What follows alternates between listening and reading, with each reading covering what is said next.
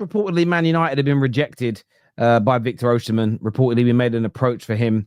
He was actually the number one target. We asked him to take a pay cut to join us, and he's refused to stay in Turkey.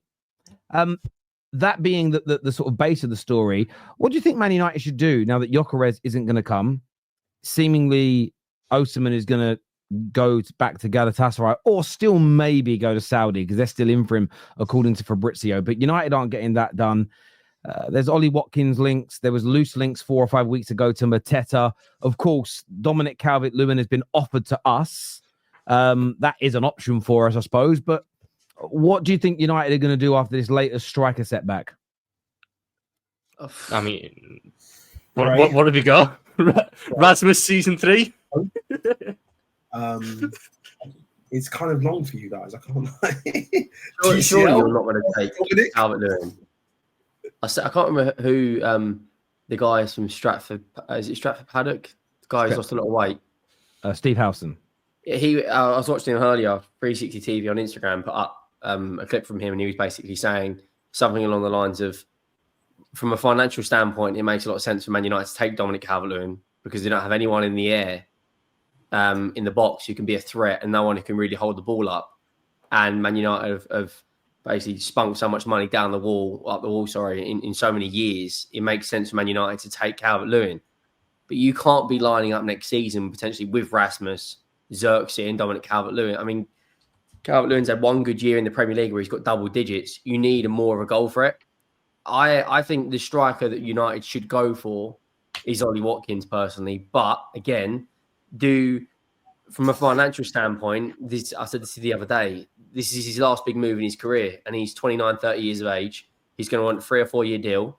If it's at a cut price, 35, 40 million, it makes sense. But you can't be paying 60 million. Is he not a free agent?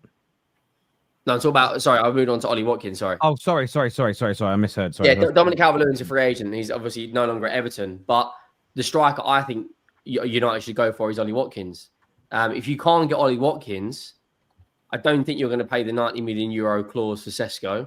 Gyökeres obviously wants Arsenal. Osimhen's rejected. I mean, would you? I'm genuinely not even taking the piss here. Would you take Richarlison? Oh God. Oh no, honestly, what the man who can't stay fit? No, but like you're looking at options right now. I'm like, if the right money coming for Dominic Solanke, I'd say right, take him. And we'll look elsewhere. Whoa. I know you've got this weird fetish over Solanke. Let's calm ourselves down with Dom. First of all, the whole United Osimhen thing, I didn't actually realise how deep it was. So you finished 15th. You don't have Champions League football. He's made very clear this whole time he wants Champions League football, but you're going for an approach. So you're going to need to wab him. You're going to need to offer him more. And you go into that approach and go, take less money. I know they're offering you more, take less to come join us in 15th. Why on earth would he accept that? Why on earth would you walk into that room thinking you're going to strike a deal on that front? In terms of strikers that are available, what about Jackson? Again, why would Jackson leave Chelsea to go to United? I think they've got Delap, they've got other wide players who can play on the false nine. They've also brought in Pedro. So they have Delap, who can challenge him for the spot, and Joao Pedro, who once everyone sees him playing, will realise that he's not a striker. So he's still going to get a lot of football at Chelsea. We need to understand where United are, Henry. United, you mentioned Ollie Watkins. Ollie Watkins is starting week in, week out for Aston Villa because they've now no longer got Rashford. Why would he go and leave that? They'll offer him a lot more money than he's on now. Obviously, playing for Man United is a much bigger football club than Villa. Right, and as I said, this is his last big move. So if Watkins is going to join Man United, he's probably going to want to pin down minimum of a 4-year contract. So financially, in the short term... It's not that big move that you think it is, though. It's not like he's making that step to the regular European football, to the title. He's getting at Aston Villa regular European football at the minute as a starting number 9 at a club that love him because he's been there since 2020. And Aston Villa could probably offer him a new deal on some good money. I'm not saying, 250 grand a week, but I'm saying some good money for a club of Aston Villa size, making the highest paid player, etc. And with European football, that's a good amount of money. I don't see why he would take not a sideways step, because a sideways step would be a Chelsea. A sideways step would be, in fact, Tottenham's still a slight backward step. We're talking about a major backward step here to join a Manchester United team who are probably 2 years away from getting to the situation Villa are in right now. The strikers that Manchester United can attract What are about these.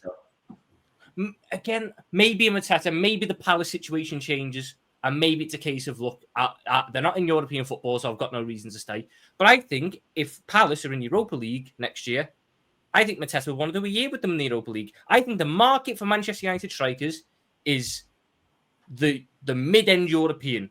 So you're looking at who could we grab from the Portuguese league that's not the best one they've got? Who could we grab from the Eredivisie that's not the best one that they've got? Who could we get from a Europa League side in Italy or France? Because they're the players who would actually come in with the correct mentality.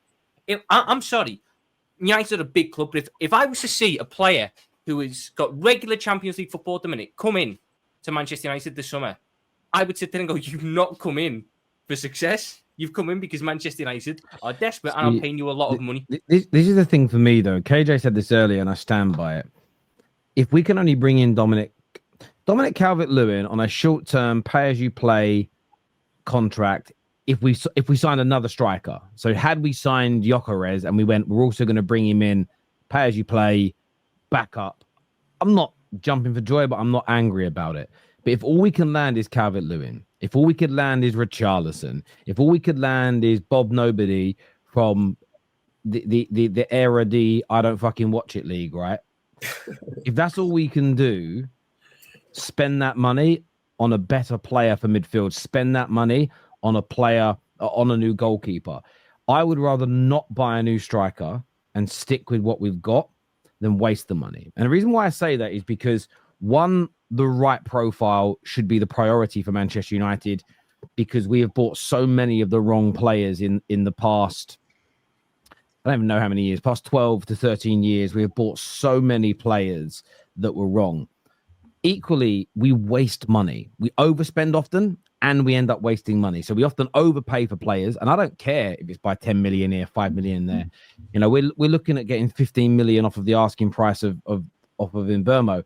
And some people at 15%, sorry, people are like, it's a 15%, just pay it. No, because we have spent somewhere in the region of 1.68 billion pounds on players since Sir Alex Ferguson left. And had we actually negotiated properly and saved 15% on average across all those deals, we could have 250 million pounds in the bank account right now, meaning we wouldn't have this financial issue that we're facing. So for me, I'm not going to yield from something I've been screaming for over a decade. Buy the right profiles to get them at the right price. And the names you guys have mentioned, banter aside, I get it's funny to look. I'd rather not sign any of them. I'd rather us focus and go, do you know what? We'll take that 40 million that we've got for a striker, and we've already got a bit of money for a goal. Let's go and get the best goalkeeper money can buy that's available. Let's go and look at two midfielders that are highly press resistant and athletic. Actually, we've got 35, 40 million from midfield already. Let's take that striker money and let's go and buy, for example, Belieber and really improve the midfield.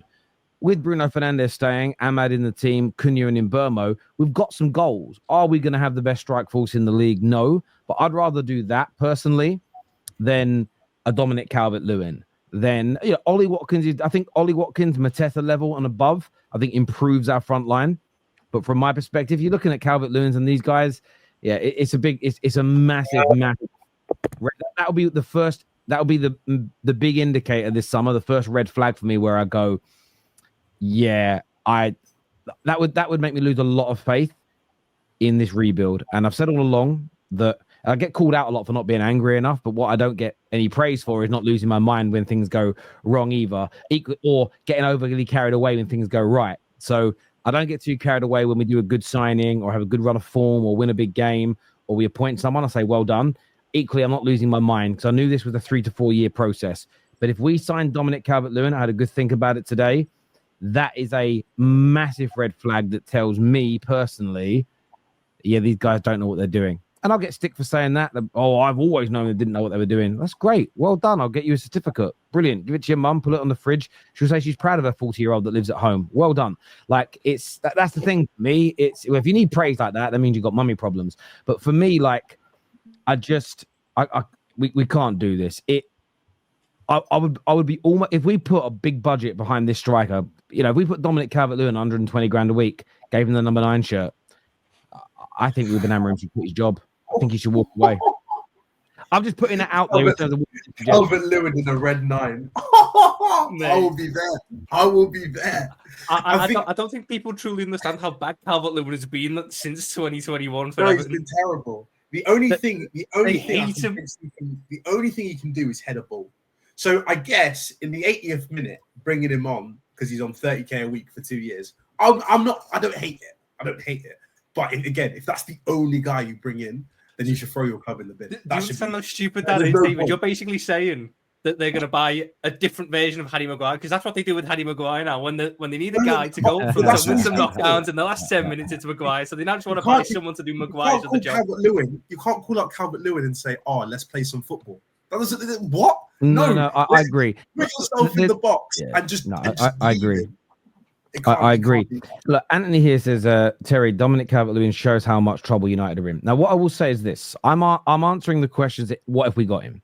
Let's be fair about the reports here, because if this was a positive signing for Man United, and I don't know which newspaper said that we were looking at him, whoever it was that said we were looking at him. If it was the other way around, then it was a really positive signing, and then Fabrizio turned around and went, yeah, well, there's not much in it, really. The player's been offered to loads of clubs. You would all turn around and go, Fabrizio has shut it down. So let's be fair. What Fabrizio has reported is that Calvert-Lewin has been offered to us. What he and no other top journalist has said yet is that Man United are actively pursuing it, trying to convince him as an example. Maybe it's an option. I don't know what that option would be. We have to wait and see. Lou here says, I'd rather give them a chance to get it right than judge them before anything has happened. Judge them on their actions, not our fears. That's spot on. Well, this is a lot. That's my view as well, Lou. And there's a lot of debate around this at the minute. The certain groups of United fans, they do it the other way, and that's fine. They're entitled to do that. I'll have a laugh and a joke with some of my friends that do it. But for me, I'm going to wait. But if they do sign Calvert-Lewin, he's on a big deal, 3-year contract. I am going to judge that as an example. But equally, like I said before, I'm not going to overly lose my mind, because I saw a lot of Arsenal fans get their bum cracks out on Saturday with the Madueke thing. Literally, their pictures of their bum cracks are now on the internet forever. Just for 12 hours later, for them to be getting out their boy and banging one out, going, oh my God, Berta Magic, way. And listen, it's fair if that's how you want to behave. I have no qualms with it on a man-to-man level. Just on a personal level, I don't want to be that person that, today the world's ending, tomorrow I'm in paradise. That's just not my way personally. So yeah, I agree with you, Lou, on that 100%. I would go for Mateta. Look, Mateta's potentially an option, but what Tom said earlier on is right. Currently, he has stated he wants to have a year in Europe with Palace, because he's essentially saying they took the risk on me. They stuck with me when I weren't playing well. We've done something historic. I want to stay. But there's still this weird outside chance they might not get in, which would be heartbreaking. If that happens, I think it changes the scenario. But I like Mateta. Again, Mateta would be a striker where I'd be happy. Just be patient. It will soon be August. Well, this is the thing. There's a time for patience. I said it before. I'm not going to yield from my previous point. No one has broke down this analogy and told me how it's wrong. As we get closer to the preseason, and we know this week is important at preseason, but not massive. Why? It's predominantly tests and fitness tests and everything else. There's no real major training that goes on. A lot of players are not even back this week, right? So it's not the most important week. It starts next week. But patience can remain. Like I said before, if I start work at 10 a.m. and it's an hour's journey to get to work, Maradon, and Maradon, do me a favor and answer me this question. Don't deflect. Just answer it directly, please, if you would be so kind, sir. If I've got to be at work at 10 a.m. and it's an hour's drive, people are saying to me, leaving at 9 o'clock is risky. I agree. Leaving it that close is risky. Even maybe 8:30. Some people might say, look, a little accident here, a bit of traffic. You might still be late for your job. Cool. But I think leaving between 8 and 8:30 is sensible. What some Man United fans have been doing, they've been telling us to leave for work at 5 a.m. all summer. Leave at 5 a.m. You're definitely early. And for me, that's been an exaggeration. I just feel that some people have been panicking and angry from day one. They may end up turning out being right. Look, it wasn't a good summer. Didn't I tell you? You did. Well done. And that's fine for you to behave that way.